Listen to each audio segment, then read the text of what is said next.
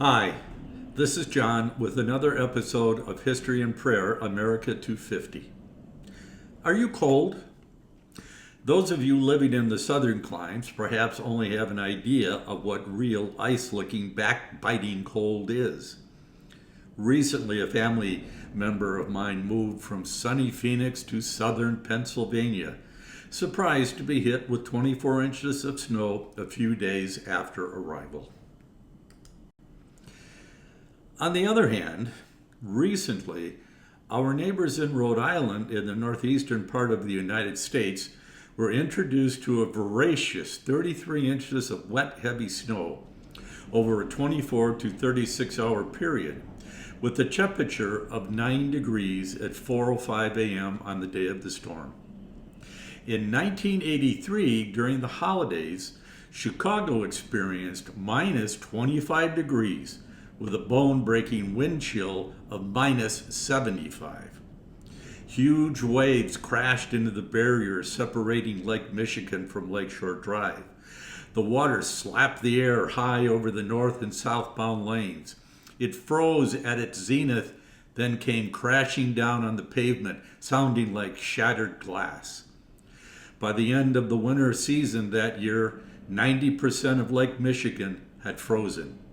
However, nobody was shooting at us. So let's take a step back in time. Late November through early December 1950 in northern Korea near the Chinese border. The Battle of the Chosin, or in Korean, Chosin Reservoir.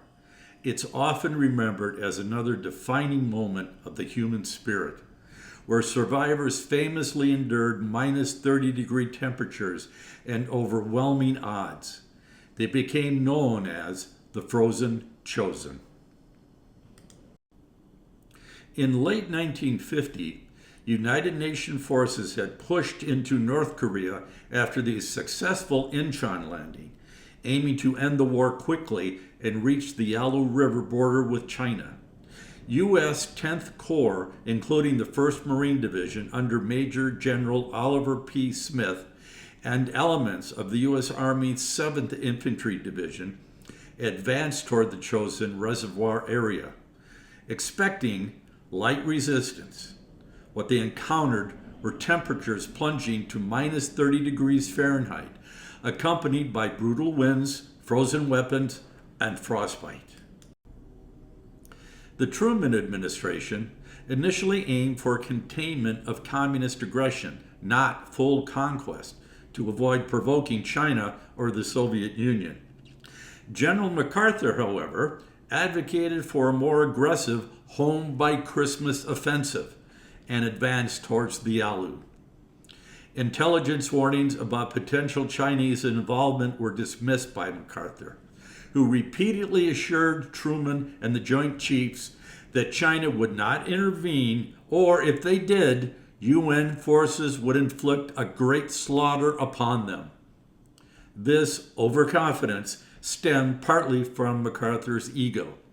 Underestimation of Chinese capabilities, not unusual to him, and flawed intelligence analysis that ignored signs of troop buildups.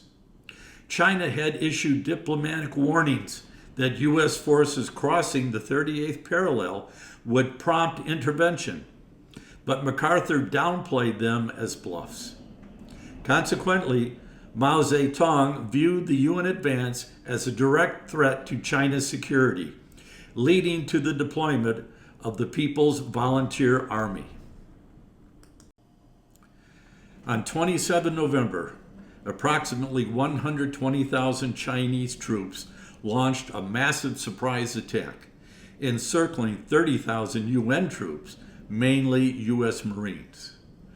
The Chinese aimed to trap and destroy the UN force. Despite being vastly outnumbered and surrounded, the 1st Marine Division maintained its cohesion. Major General Oliver P. Smith famously replied when asked if he was actively retreating, "Retreat hell, we're just advancing in a different direction." Smith destroyed his own supplies and equipment to avoid capture, rescued thousands of North Korean refugees, and inflicted severe casualties on the pursuing Chinese forces. For a cinematic view of the battle, check your streaming services for the 1952 movie Retreat Hell, starring Frank Lovejoy. Nevertheless, UN forces were spread out. Marines, mainly west of the reservoir, around the towns of Udami and Hagaruri, with 3 Army task forces east of the reservoir suffering especially heavy losses and near annihilation. Chinese forces cut supply roads, launched relentless human wave attacks, often at night with bugles and whistles, and exploited the terrain and weather. UN troops faced constant combat, extreme cold, as frostbite caused thousands of non-battle casualties. There existed limited supplies and no immediate reinforcements. So, here's the question. How do you envision aligning your spiritual lives to the misery, suffering, and death on a distant, improbable battleground? Today, many veterans draw parallels between the Chosin survivors and the biblical concept of being chosen for a trial. This reflection uses 2 Corinthians 4, verses 8 through 9, which many veterans feel summarizes the battle. We were hard pressed on every side, but not crushed, encircled by 120,000 troops as the 30,000 UN forces refused to surrender. We were perplexed, but not in despair. Despite the brutal minus 30-degree cold and failing equipment, we maintained our discipline. We were struck down, but not destroyed.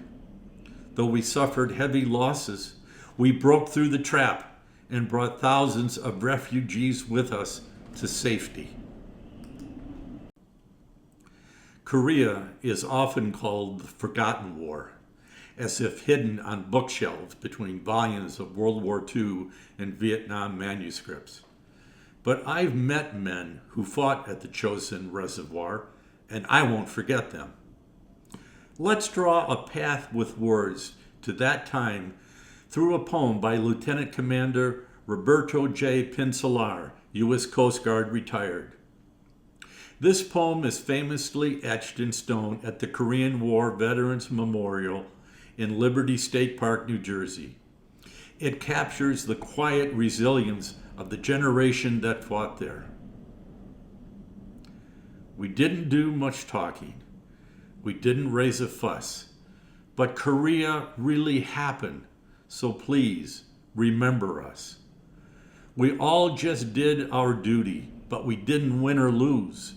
A victory was denied us, but we didn't get to choose. We all roasted in the summer. In winter, we damn near froze, walking back from near the Yalu with our blackened, frozen toes. At this writing, all of us here in the Chicago area are experiencing the tail end of a unique weather event called a bomb cyclone with 60-mile-per-hour wind gusts, but thankfully without rain or snow. Let's remember our servicemen and women, where they've served and what they are going through. Let's remember their hardships and honor their resilience. There is always hope. Thank you for watching episode 11 of History and Prayer, America 250. Please like and subscribe. Feel free to share this with your friends and stay warm when you get the chance.